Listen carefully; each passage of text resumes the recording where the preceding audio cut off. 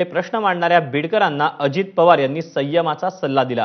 अजित पवार यांनी चंपावती क्रीडा मंडळाचा आढावा घेतला। या परिसरात असलेला कचरा पाहून दादांनी सर्वात आधी हा कचरा तिथून हटवत पार्किंग करण्याच्या तिथे सूचना केल्या। माझ्याकडे काही जादूची कांडी नाही, तुम्ही सहकार्य करा, मी सहकार्य करतो, नाहीतर मी जातो, असं म्हणत उतावीळ झालेल्या बीडकरांबाबत नाराजी देखील दादांनी व्यक्त केली। आधी कोणी लक्ष दिलं नाही, आता पालकमंत्री म्हणून लक्ष देतोय, पैसे आणतोय, जरा मदत करा, लगेच रस्ता करणार, सगळं करायचंय।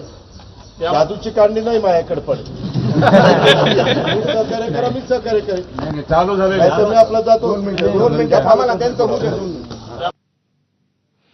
बीड जिल्हाधिकारी कार्यालय परिसरात बांधकाम सुरू असलेल्या महसूल भवनाची देखील अजित पवारांनी पाहणी केली।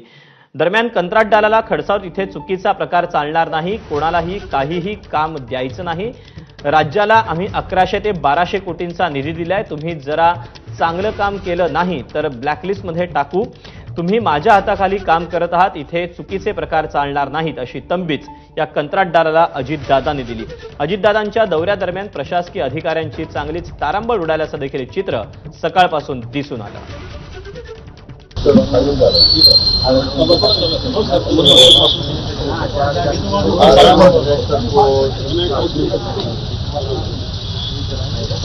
चांगलं काम केलं नाही,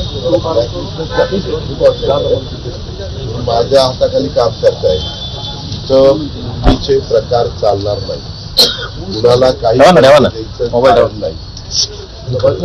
पत्रकार कबुतरांना धान्य टाकण्याचा मुद्दा सध्या चांगलाच चर्चेत आहे।